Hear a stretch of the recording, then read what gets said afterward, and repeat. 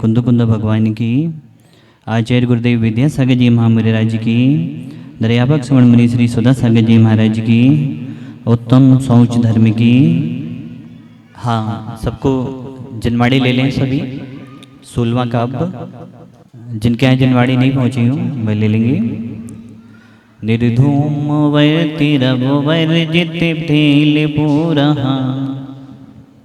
हाँ बोलेंगे, निर्धूम वर्तिरव वर्जित। देखो यहाँ पर क्या है, निर्धूम वर्ती रप, कुछ लोग यहाँ पर रव बोलते हैं। निर्धूम वर्ति रप वर्जित तैल पूरा।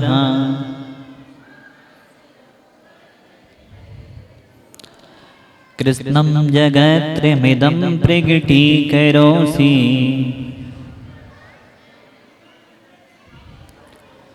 गम्यो न जातु मरुतां चलिता चलानाम्। दीपोपरस्त्वमसि नाथि जगत्प्रकाशः।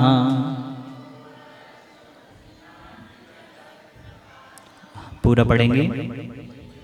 देखो पहले अपन देखेंगे जहाँ पर भगवान का कोई भी नाम आए, नाथ आदि शब्द आए, हे अरु आदि से कोई भी ऐसा शब्द आए, उससे वह वाक्य अर्थ का चालू किया जाता है। यहाँ पर क्या आया है, नाथ। नाथ मतलब हे स्वामिन निर्धूम वर्ती। निर्धूम वर्ती मतलब धुआं रहित, बत्ती से रहित। अपवर्जित तेल पूरा, तेल से शून्य। भूतवापी, भूतवापी मतलब होकर भी। इदम मतलब इस, कृष्णम मतलब समस्त, जगत्रयम त्रिभुवन को प्रकटीकरोषि प्रकाशित कर रहे हैं। चलिता चलाना पहाड़ों को हिला देने वाली। मरुताम वायु के भी। जातु मतलब कभी। गम्य गम्य ना, गम्य नहीं हो, बुझा नहीं सकती। तुम मतलब आप। जगत प्रकाशा संसार को प्रकाशित करने वाले। अपरा दीपा अपूर्व दीपक असी हो। इसमें आचार्य मानतुंग महाराज क्या कह रहे हैं, जिस प्रकार आपकी बाती कैसी है, धुआं से रहित है। क्या है आपकी बत्ती, निर्धूम वर्ति रव वर्जित तैल पूरा। आपकी क्या है बत्ती, किससे रहित है, धुआं से रहित है। वह आपकी भगवान, आप ऐसे दीपक हो। आपने देखा कोई ऐसा दीपक जिसकी बत्ती काय से रहित हो, धुआं ही ना हो। हे भगवान, आपकी ज्योति कैसी है, आपकी ज्योति केवल ज्ञान ज्योति है जो धुआं से रहित है। वह आप संपूर्ण तीनों लोगों को प्रकाशित कर रहे हैं। कृष्ण जगत्र मिदम प्रकटीकरोषि। हे भगवान, आप संपूर्ण तीनों लोगों को प्रकाशित करने वाले हैं। गम्यो न जातु मरुतम चलिता चलानाम। आपका दीपक देखो कैसा है, भगवान का दीपक। दुनिया के सारे दीपक को तो हवा के द्वारा, झोंके के द्वारा बुझ सकते हैं, लेकिन भगवान का दीपक कैसा है। आचार्य मानतुंग महाराज कह रहे हैं, भगवान आपका दीपक ना तो हवा से, ना तो आंधी से, ना तूफान से कोई बुझा नहीं सकता। कौन सा दीपक, कौन सा दीपक, केवल ज्ञान रूपी दीपक भगवान का कभी नहीं बुझ सकता। दीपो परस्तुमति नाथ जगत प्रकाशा। हे भगवान, आपका दीपक है, पूरे जगत को प्रकाशित करने वाला है। इसमें आचार्य मानतुंग महाराज कह रहे हैं, हमारे तो दो ज्ञान होते हैं, मति ज्ञान और सुत ज्ञान होता है। मति ज्ञान, सुत ज्ञान इंद्रियों के अधीन होते हैं, लेकिन जो भगवान का ज्ञान है, केवल ज्ञान, वह कैसा होता है, समस्त तीनों लोकों की, ऊर्ध्वलोक, मध्यलोक, अधोलोक, तीनों लोकों की पर्यायों को बिना क्रम के एक साथ जानता है। कैसा होता है भगवान का केवल ज्ञान, तीनों लोकों की पर्यायों को एक साथ जानने वाला होता है। ऐसा होता है भगवान का केवल ज्ञान। हम आपसे पूछना चाहते हैं, जो स्वाध्याय आदि करते हैं, हमारे एक साल तक कितने ज्ञान हो सकते हैं? ज्ञान कितने होते हैं? 5 ज्ञान होते हैं। एक साल तक कितने ज्ञान हो सकते हैं? 4 ज्ञान हो सकते हैं। कौन कौन से? देखो, जब केवल ज्ञान होता है तब चारों ज्ञान क्या होता है? इसी ज्ञान में समाहित हो जाते हैं। केवल ज्ञान के होते ही क्या होता है? सभी ज्ञान केवल ज्ञान में समाहित हो जाते हैं। हे भगवान, आप केवल ज्ञानी हैं। तीनों लोकों की पर्यायों को बिना कर्म के एक साथ जानने वाले हैं। ऐसा आचार्य मानवतुंग महाराज 16वें काव्य में बता रहे हैं। अब आता है 16वां काव्य, कोई पढ़कर सुनाएगा? हाँ, डॉक्टर साहब सुनाएंगे। माइक एक रख लिया करेंगे, जो भी सुनाते हैं उनके लिए। ओम वर्तिर पवर्जित तैल पूरा कृत्स्नं जगत्रयमिदं प्रगिटीकरोषि गम्यो न जातुमरुतां चलिताचलानां दीपो परस्तमसिनाथ जगत प्रकाशः। बहुत अच्छा। नास्तम कदाचिदुपयासी ना राहु गम्या वाला निकाल लेंगे। नास्तम कदाचिदुपयासी न राहु गम्यः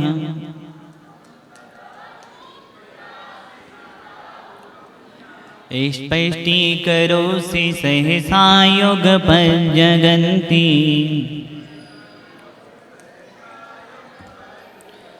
नमोदरोदरि निरोध महाप्रभावः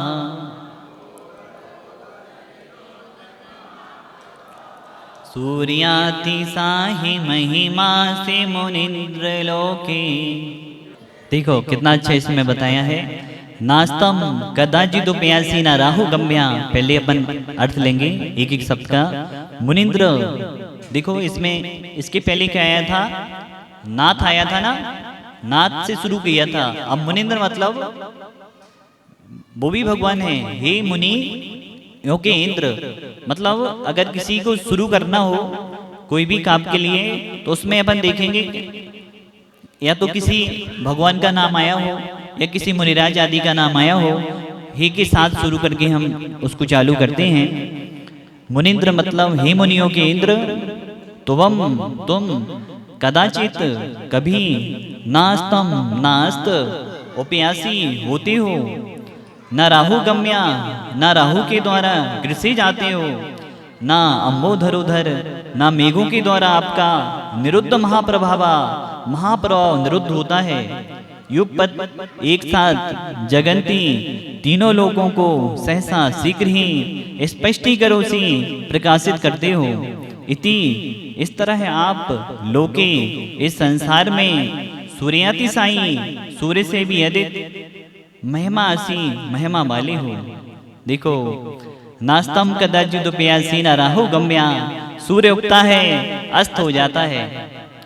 हमने देखा है, डेली देखते हैं, सूर्य उगता है और अस्त हो जाता है। लेकिन हे भगवान, आप एक ऐसे सूर्य हैं जो एक बार उगे हैं, वो कभी अस्त होने वाले नहीं हैं।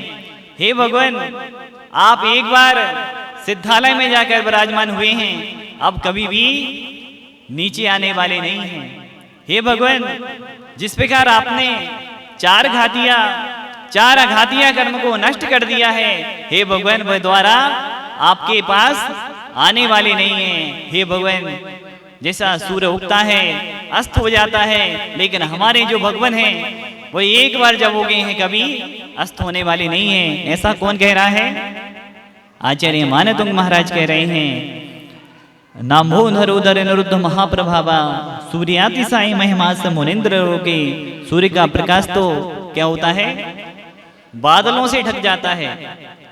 हमने देखा है कई बार, अभी भी बरसात का समय चल रहा है, बादल आते हैं, वर्षा होने वाली होती है, तो सूर्य के प्रकाश को ढक लेती है। लेकिन हे भगवान, आपका जो केवल ज्ञान रूपी प्रकाश है उसको ना तो बादल ढक सकते हैं, ना कोई ग्रह ढक सकते हैं। ऐसा हमारे भगवान का, जो तीर्थंकर भगवान होते हैं, ऐसा उनका प्रभाव होता है। सूर्याति साहिमे मास मुनिंद्र लोके, सूर्य का प्रकाश तो बादलों से ढका जाता है, लेकिन हे भगवान, आपका प्रकाश कोई नहीं ढक सकता। ऐसा आचार्य मानतुंग महाराज कह रहे हैं। बहुत सारे अन्नमत माली मानते हैं सूर्य के नीचे ग्रह आ जाता है तो उसको क्या मानते हैं? ग्रहण मानते हैं। लेकिन हमारे जैन दर्शन में ऐसा नहीं माना गया।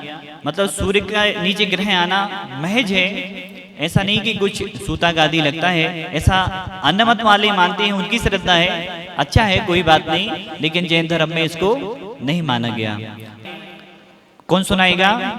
सत्रमा कब? नए व्यक्ति जिन्हें नहीं सुनाए हो। नास्तं कदाचिदुपयासि न राहुगम्या, स्पष्टीकरोषि जैसा युगपत् जगन्ति। नाम्बोधरोर्धरनिरुद्ध महाप्रभावा, सूर्यातिशय महिमासि मुनीन्द्र लोके। बहुत अच्छा। देखो इतना छोटा बालक है। अब इसके आगे का जो काव्य है, अगर इतनी कोई छोटी उम्र का सुनाएगा तो उनसे हम सुनेंगे। हाँ, अब आता है 18वां। नित्योदयं दलित मोहे महाधिकारम, नित्योदयं दलित मोहे महाधिकारम,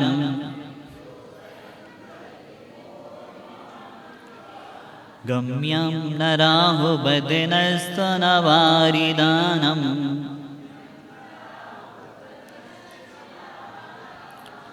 विभाजते तब मुखाब्जमलपिकान्ति,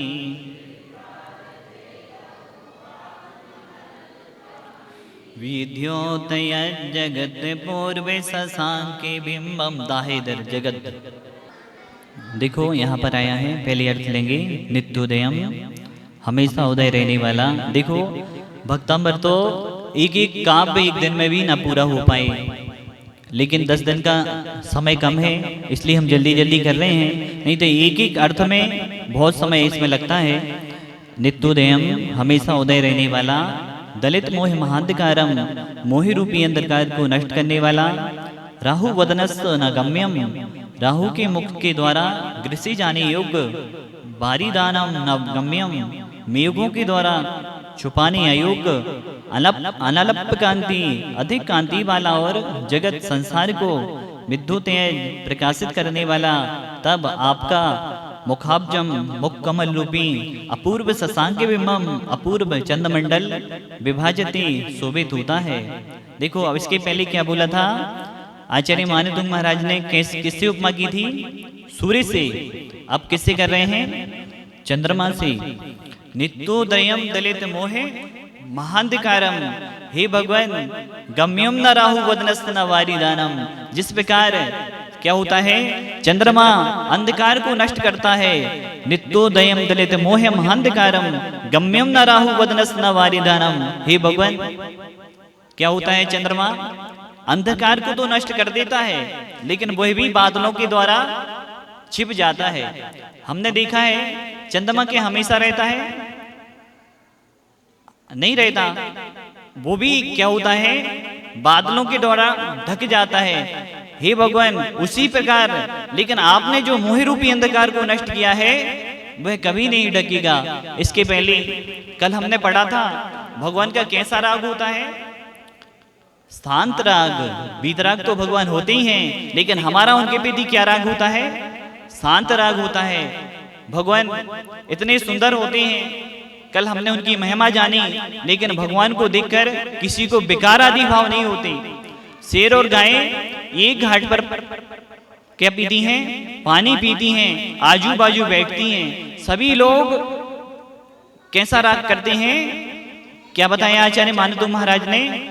शांत राग करते हैं। ऐसे आचार्य मानतुंग महाराज ने चंद्रमा से उपमा की है। चंद्रमा को तो बादल छिपा लेते हैं। हे भगवान, आपने जो मोह रूपी अंधकार को नष्ट किया है उसको कोई भी नहीं छिपा पाएगा, ऐसा आचार्य मानतुंग महाराज बता रहे हैं। 18वां का आप हमारी भावना है हमारे प्रियंक भैया सुनाएंगे, आपको सब अच्छे से आता है। 18वां नंबर भक्तंबर।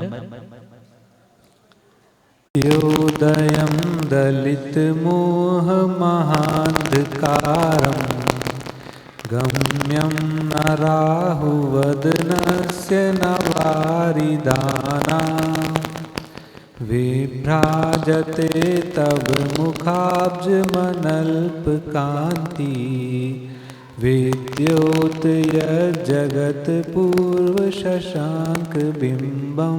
बहुत अच्छा, एक बार जोरदार तालियां बजाएंगे। देखो बहुत स्पष्ट पूरा बोला आपने, सुनाया। सर्वरी सुससिनानि विवस्वता। देखो यहाँ पर क्या है, ना के बाद पर क्या है, छोटा ना है। ससी के बाद क्या है, बड़ा ना है, फिर छोटा ना है, फिर क्या है, ह्री। किम सर्वरी सुससिनानि विवस्वतावा।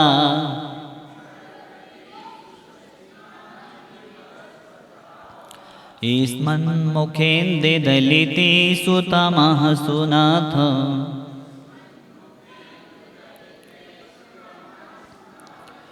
निष्पन्ने शालिवन शालिन जीवलोके।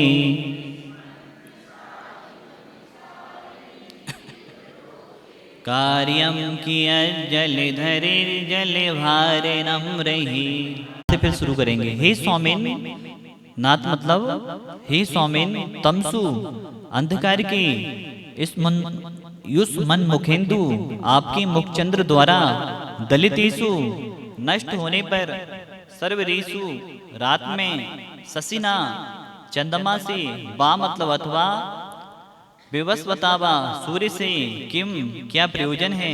निष्पन्न पके हुए सालीवन धान के खेतों से सालिनी शोभायमान जीवलोके संसार में जलभार नम्रई पानी के भार से झुके हुए जलधरई मेघों से कियत कितना कार्यम काम रह जाता है। इसमें आचार्य मानतुंग महाराज क्या कह रहे हैं, हे भगवान, किम सर्वरीसु ससिनानि विवस्वतावाह इस मनमुखेन दलितेषु तमासु नाथा।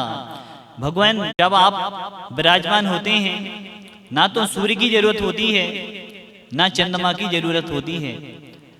जब क्या है, भगवान की दिव्य धुनी खिड़ती है तो दिन में खिड़ती की रात में, हमें बताओ। हाँ, दिन में 4 बार खिड़ती है।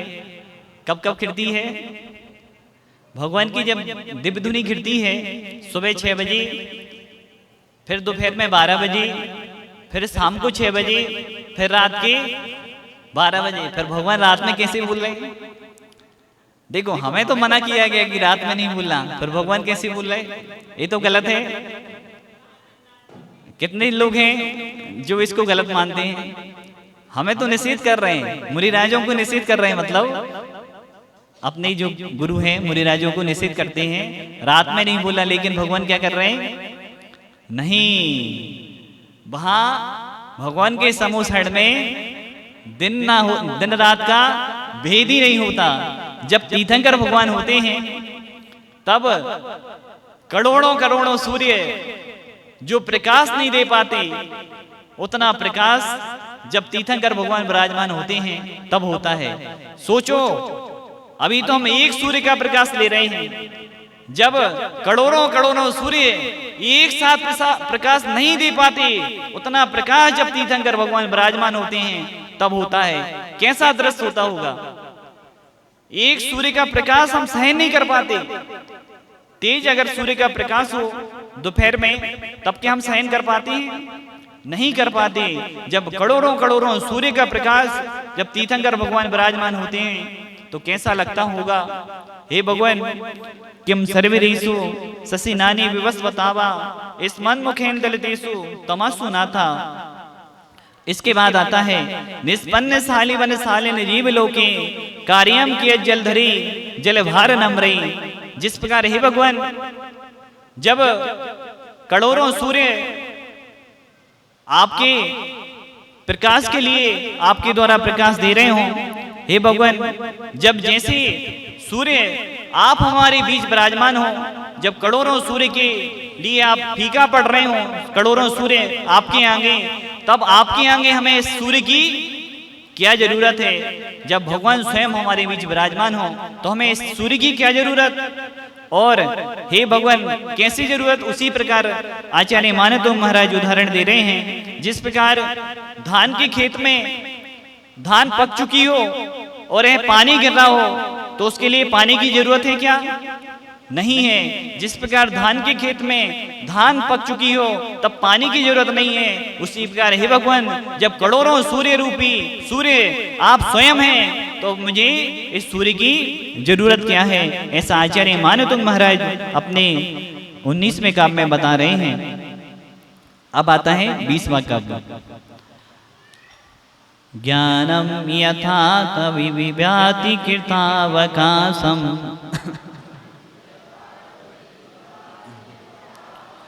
ज्ञानम यथा तविभाति कृतावकाशम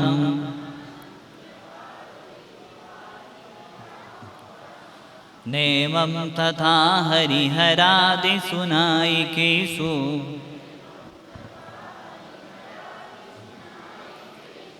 तेजा स्फुन्मणिषु याति यथा महत्त्वम् नैवं तु काचित् सकिले किरणाकुलेऽपि।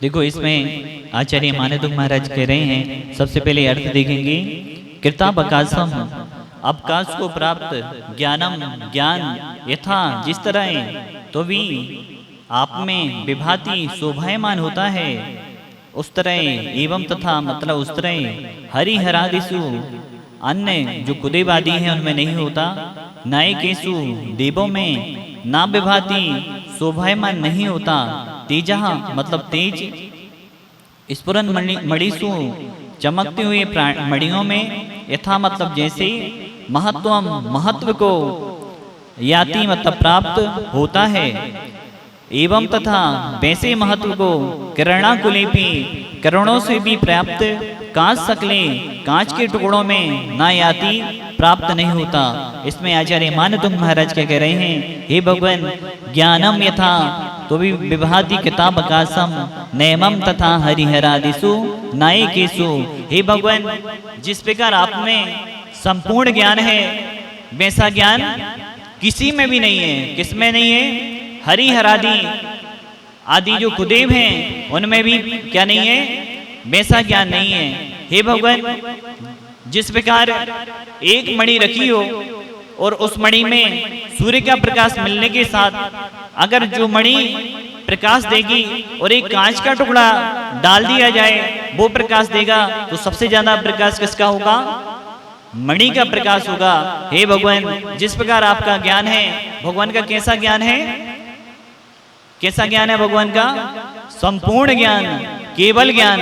केवल ज्ञान को क्या कहते हैं? संपूर्ण ज्ञान भी कहते हैं। ऐसा भगवान यह आपका ज्ञान है। 20 काव्य हो गए। अब कौन सुनाएगा यह काव्य? इधर से कोई जिसने नहीं सुनाया हो, जो भी सुनाना चाह रहा हो, हाँ इधर से, हाँ बच्ची को। ज्ञानम यथा तविभाति विकाशम नैवं तथा हरिनायकेषु तेजो महामणिषु याति यथा महत्तम नैवं तु कांच शकले किरणाकुलेऽपि। बहुत अच्छा, एक बार जोरदार तालियां बजाएं। देखो इतने बच्चे छोटे छोटे सुना रहे हैं। और कोई सुनाएगा बच्चों में? ज्ञानं यथा त्वयि विभाति कृतावकाशं नैवं तथा हरिहरादिषु नायकेषु तेजस्फुरन्मणिषु याति यथा महत्त्वं नैवं तु काचसकले किरणाकुले। बहुत अच्छा, जो भी देना चाहें, जरूरी नहीं है। अब आता है उत्तम शौच धर्म। देखो, तृष्णा की खाई खूब भरी, पर रिक्त रही वह रिक्त रही। सोच के लिए क्या कह दिया गया? लोभ पाप का बाप बखाना, तृष्णा का मुंह। ऐसा कौन सा मुंह है, किसका मुंह है जो कभी बंद ही नहीं होता? तृष्णा का मुंह इतना बड़ा है जो कभी बंद नहीं होता, चाहे दिन हो, चाहे रात हो, चाहे दोपहर हो, तृष्णा का मुंह कभी बंद नहीं होता। तृष्णा की खाई खूब भरी, पर रिक्त रही वह रिक्त रही। कितना भरा तृष्णा की खाई को, लेकिन वह कभी नहीं भर सकी। आज सेठों का दिन है। सेठों का दिन मतलब दानियों का दिन है, और कंजूसों का भी दिन है। जो दान नहीं देते वे क्या हैं? दानवीर हैं, उत्कृष्टता की ओर जाएंगे। और जो दान नहीं देते वो कहाँ जाएंगे? जो दान देते हैं वह ऊपर जाएंगे। आज जितने भी बड़े बड़े लोग देखने मिल रहे हैं, पुराना इतिहास अगर शास्त्रों में से देखें तो वे पहले के बहुत पैसे वाले कैसे बने वर्तमान में? पहले उन्होंने बहुत दान आदि दिए हैं, तब कहीं जाकर वह पैसे वाले बने। आज ये बताओ, जितनी मेहनत हम करते हैं उससे कहीं ज्यादा मेहनत आज मजदूर करते हैं। हमसे कहीं ज्यादा मेहनत मजदूर करते हैं, लेकिन आज जो हम जिस स्थिति में हैं वह क्या उस स्थिति में है? नहीं, क्योंकि पूर्व जे कर्म पूरब किए खोटे, सही क्यों नहीं जिए रा। जो पूर्व में कर्म किए हैं उनको भोगना पड़ रहा है। एक सेठ हुए हैं, आज सेठों का दिन है तो सेठों की ही बात होगी। एक सेठ हुए, उन सेठ ने कभी भी दान आदि नहीं दिया। जब वह बीमार हुए तब उनके बच्चों ने कहा, आप अंत समय में भगवान का नाम लें, अंत समय में भगवान को याद करें। जैसे ही उन्होंने बच्चों के द्वारा भगवान का नाम सुना तो बच्चों से कहा, बेटा भगवान दास से 50,000 लेना है। बेटा सोच रहा था पिताजी कभी भी जा सकते हैं ऊपर, इसलिए लास्ट समय में इनसे भगवान का नाम लेने का बोले, लेकिन उन्होंने कहा, बेटा 50,000 रुपए भगवान दास से लेना है। दूसरा बेटा आया, दूसरा बेटा कहता है, पिताजी भगवान राम का नाम लो। पिताजी कहते हैं, राम सिंह से भी 1 लाख लेना है, ले लेना बेटा। देखो, अंत समय में भी जो पूरे जीवन भर किया था वही घटित हो रहा है। तीसरा बेटा आया, बारी बारी से कोई ना कोई हमें समझाने के लिए, कोई ना कोई हमें निकालने के लिए आता है। ऐसा नहीं है, जीवन में धोखे कम मौके ज्यादा मिलते हैं, लेकिन हम उन मौकों के लिए अच्छे कार्यों में परिवर्तित नहीं कर पाते। तीसरा बेटा आया, वह कहता है, पिताजी कृष्ण जी का नाम लो। पिताजी कहते हैं, कृष्ण मुरारी ने 2 साल से 1 रुपए भी नहीं दिया। अब ऐसे पिताजी के लिए क्या कहा जाए?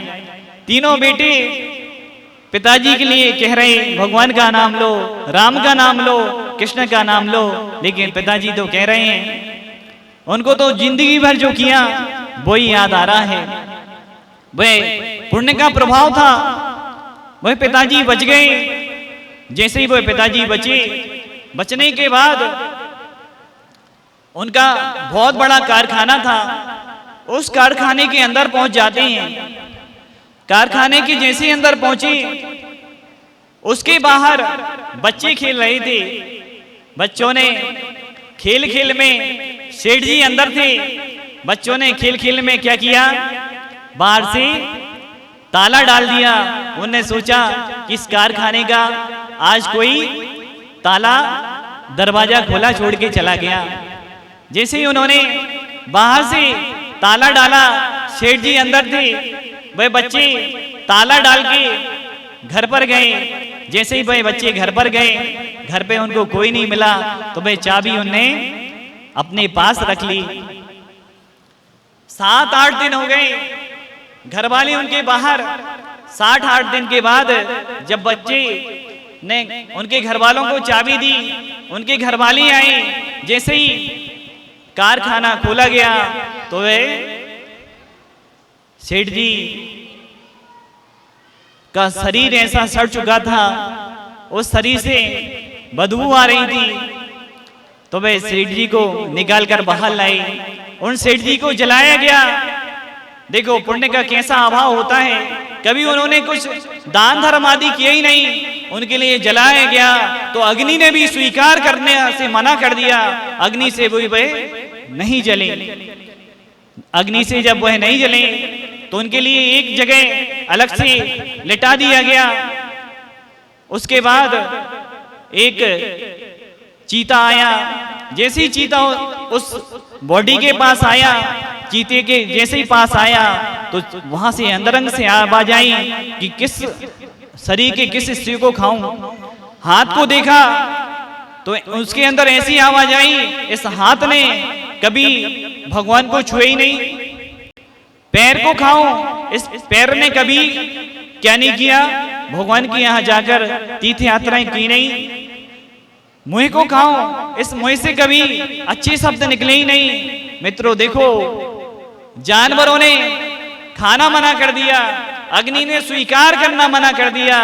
ऐसे निकृष्ट निष्कृष्ट लोग आज भी हमारे जीवन में हैं, आज हमारे समाज में हैं। लेकिन निकृष्ट कम है, अच्छे लोग बहुत ज्यादा हैं।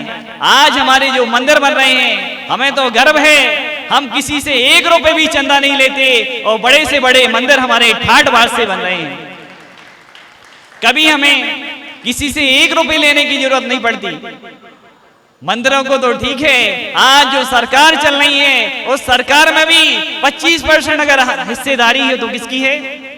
जैनों की है। हम सबसे ज्यादा टैक्स देते हैं, सबसे ज्यादा दान देते हैं। अगर कोई कहीं कहीं बाढ़ आती है तो सबसे ज्यादा दान किसका जाता है? जैन समाज का जाता है। महाराष्ट्र में भी बाढ़ आई तो उसमें भी जैन समाज पीछे नहीं हटी, सबसे ज्यादा दान दिया। आज जैन समाज दान में भी आगे है और त्याग में भी आगे है। उत्तम सोच धर्म का दिन है। कितने जन यहाँ पर बैठे होंगे जिनकी भाग्योदय में एक भी मूर्ति नहीं होगी? हाथ उठाना जरा, जिन्होंने अभी तक एक भी मूर्ति नहीं ली भाग्योदय में। देखो, हमने तो सुना है आचार्यों के मुंह से राई बराबर भी मूर्ति हमारे द्वारा अगर विराजमान हो तो उसके भी लिए देवता उनके गुणगान गाया करते हैं। मित्रों, आज पंचम काल है, लेकिन पंचम काल में भी निकृष्ट पंचम काल अभी नहीं आया। इस पंचम काल के अभी 18 वर्ष 1000 वर्ष बाकी हैं। ऐसे ऐसे दिन देखने मिलेंगे। इसके पहले हम सबको कहां पहुंचना है? ऊपर ही पहुंचना है। नाम के लिए स्वर्गवासी नहीं बनना, हमें काम के लिए स्वर्गवासी बनना है। ऐसे तो नाम सबके लिखे जाते हैं, स्वर्गवासी दीनानाथ, स्वर्गवासी कोई कोई और, लेकिन वास्तव में हम स्वर्गवासी सिर्फ लिखा ना जाए। हम आचार्य गुरुदेव की योग में हैं। आचार्य श्री जैसे आचार्य श्री आज हमारे पास हैं, जो एक संस्मरण याद आ रहा है। पूज्य गुरुदेव हमेशा कहते हैं, आचार्य श्री के पास 34-35 साल की बात है, हो सकता है 38 साल हो गए हों। आचार्य श्री के पास एक श्रावक जन आए तो सबसे पहले पूज्य समय सागर जी, सुधा सागर जी आजी महाराज के पास आए और वह रोने लगे कि हमारे पास बहुत गरीबी है, उनका रोना देखकर पूज्य समय सागर जी महाराज, पूज्य सुधा सागर महाराज जी, उन्होंने कहा चलो हम अपने गुरुदेव के पास आपको ले चलते हैं। उस व्यक्ति ने हर्षित हो गया, जो संघ के मुनिराज अगर किसी को ले जाएं तो हमें कितनी खुशी होती है कि हमें कौन ले जा रहा है, आचार्य श्री के यहाँ संघ के मुनिराज ले जा रहे हैं।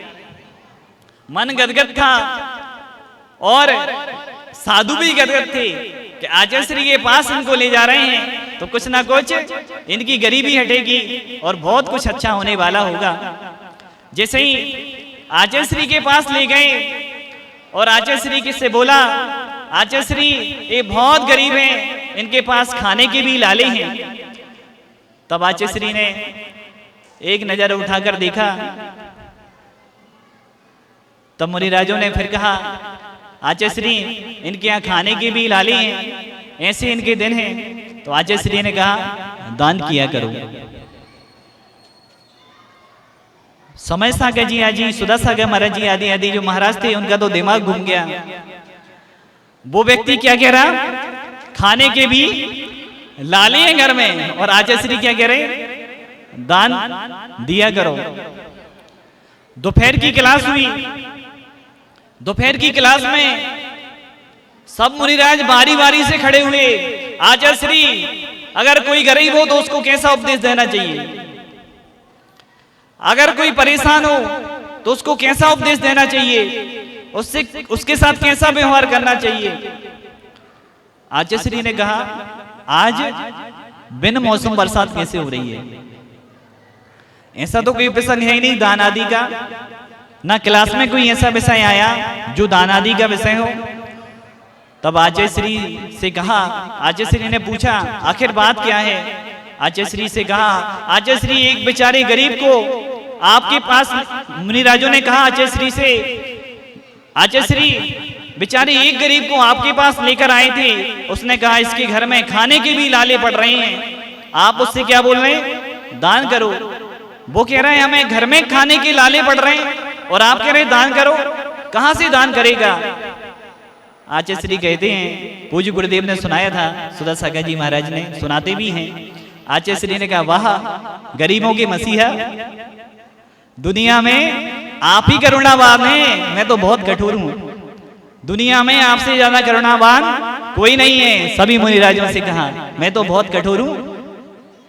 आचार्य श्री ने कहा अगर मेरी पिछी रखने से सब अमीर होते तो मैं सुबह से शाम तक लाइन लगाए रहता और उनके सिर पर पिछी रखता रहता, क्योंकि मेरी भावना है, आचार्य श्री ने कहा इस संसार में कोई भी जीव गरीब ना हो। अगर आशीर्वाद देने से अमीर होते तो महावीर भगवान से, आदिनाथ भगवान से लेकर महावीर भगवान तक गरीबी नहीं रहती, और महावीर भगवान के अनुयायी हम सभी हैं, वे कभी गरीब नहीं होते। मित्रों ऐसा नहीं, अभी आया था ना, अपनी अपनी करनी का फल सबको मिलता है। इस जन्म में ना सही परभव में मिलता है, परभव में भी ना मिले भव भव में मिलता है, लेकिन अपने अपने कर्मों का फल सबको मिलता है। वो गरीब क्यों बने, इस पे कभी सोचा, या कोई भी व्यक्ति गरीब है इस पे कभी सोचा, नहीं सोचा। तो हमें सोचने की जरूरत है। अगर दान नहीं देंगे तो अमीर नहीं बनेंगे। एक बहुत अच्छा सिद्धांत है, एक व्यक्ति बहुत संतोषी व्यक्ति था, उसके पास 4 पैसे बचते थे, 4 पैसे की कमाई करता था। उससे एक व्यक्ति ने पूछा आप 4 पैसे में इतने खुश हैं, ये कैसे? तो उसने कहा 1 पैसे से मैं कर्जा चुकाता हूं, दूसरे पैसे से मैं कर्जा देता हूं, तीसरे पैसे से मैं और मेरी पत्नी अपना जीवन यापन करती है, और चौथे पैसे को मैं भविष्य की बैंक में जमा करता हूं। किसी को समझ में आया इस सिद्धांत के लिए? कोई समझ पा रहा है यहां पर जो बैठा हो? मतलब 1 पैसे से वो कर्जा चुकाता है, मतलब क्या करता है, अपने माता पिता के लिए दे देता है, मतलब माता पिता का उसके पास कर्जा है। दूसरे पैसे से क्या करता है, दूसरे पैसे से कर्जा देता है, मतलब उसके जो बच्चे हैं उन बच्चों को दे देता है। को कर्जा दे दिया, तीसरे पैसे से वह अपने माता पिता की सेवा करता है, और नहीं, तीसरे पैसे से वो क्या करता है, पत्नी और उसकी गुजारिश करता है, और चौथे पैसे से क्या करता है, भविष्य की बैंक में जमा करता है, मतलब दान देता है। दान से बड़ी कोई भविष्य में कोई बैंक नहीं है। सबसे बड़ी स्विच बैंक है जैन धर्म की, तो वह क्या है, दान है। दान के बिना कभी भविष्य की बैंक में जमा नहीं होता। आज हमने देखा है, देखो हमारे महान पुरुष जो हुए हैं, जिन्होंने अपने शरीर तक को गिरवी रख दिया धर्म को बचाने के लिए। कौन हुए वो आता ना, कहां पे के सब प्राणी, एक आता है, क्या नाम आता है उनका, बस राजा हरिश्चंद्र। ऐसे ऐसे राजा महाराजा हुए जिनने नियम ले लिया। ऐसी ऐसी हमारे यहाँ श्राविकाएं हुई जिन्होंने नियम ले लिया कि हे भगवान, हम आपको गजमोदी चढ़ाएंगे। उन्होंने सोचा नहीं गजमोदी कैसे पूरी जीवन भर चढ़ाएंगे, आज तो पिता के ऊपर हैं, ससुराल में जाएंगे तो कैसे गजमोदी चढ़ाएंगे, ये नहीं सोचा। भविष्य बहुत सारे जन सोचते हैं आज हम धर्म तो कर लेंगे, कुएं के पानी का नियम ले लेंगे, लेकिन कहीं और जाएंगे तो क्या होगा। मित्रों, आज तो आज का देखें, कल जो होगा सो देखा जाएगा। महान पुरुषों ने ऐसा नहीं सोचा। अगर महान पुरुष सोच लेते, अगर हम आज कर रहे हैं कल नहीं हो पाया तो नहीं, आज का आज करना है, कल जो होगा वह देखा जाएगा। अगर कल के भरोसे रहे तो कल कभी आता नहीं, कल कभी आएगा नहीं, और हम कभी इन्हीं कल में हमारा भी एक कल आ जाएगा। सोमवार से मंगलवार में, सोमवार से रविवार में कोई ऐसा दिन आएगा, एक ऐसी सभा होगी जिस सभा में सब तो होंगे, लेकिन कौन नहीं होगा, हम नहीं होंगे। वह सभा हमारे लिए होगी, प्रोग्राम हमारे लिए होगा, लेकिन उस सभा में कौन नहीं होगा, हम नहीं होंगे। ऐसा हमारे साथ भी वो होना है। उसके पहले वह सभा आए, वह सभा भी ऐसी हो कि हम ऊपर से देखें कि हमारे लिए कौन कौन आ रहा है, नीचे से ना मालूम हो, कहां से मालूम हो, ऊपर से मालूम हो। ऐसा दिन आए। आज उत्तम सोच धर्म का दिन है, और उत्तम सोच धर्म के दिन जो भी दान आदि करते हैं, महापर्वों में दान आदि करते हैं, महापर्वों में तप आदि करते हैं, दानी नहीं, महापर्वों में कोई भी क्रिया की जाए वो इतनी फलीभूत होती है।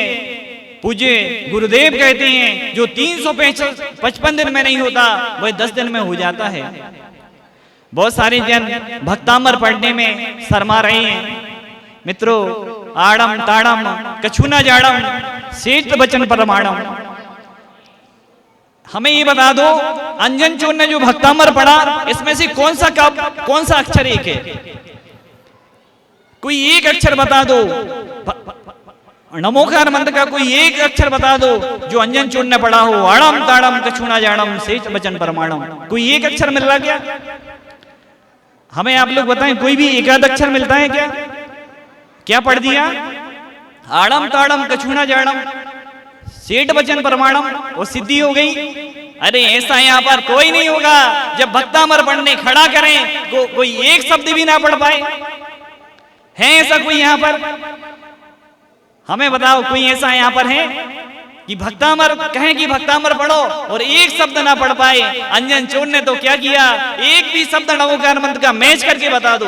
आड़म ताड़म कछुना जाड़म सेठ वचन परमाणम। आड़म है कोई नवोकार मंत्र में? ताड़म कछुना जाड़म है क्या? कुछ नहीं है। देखो, अंजन चोर जैसे की भी सिद्धि हो गई, विसिद्धि हो गई, विद्याएं श्रद्ध हो गई, क्योंकि उनकी क्या थी? श्रद्धा थी। इसलिए कल से हाथ उठाना, हमें कम से कम अंजन चोर से तो हम अच्छे हैं, जिसने तो एक कहा था आड़म ताड़म, हम तो कम से कम एक भक्तामर में कोई एक शब्द तो पढ़ते बन रहा। देखो, संस्कृत कोई बड़ी चीज नहीं है, हिंदी का ही रूप है। बस इसमें क्या है, मस्त आदि बिंदी आदि लगी होती है, बहुत संस्कृत जब पढ़ने लगेंगे हिंदी जैसी लगती है, इसलिए आज समय हो गया क्या? बोलिए उत्तम सोच धर्म की।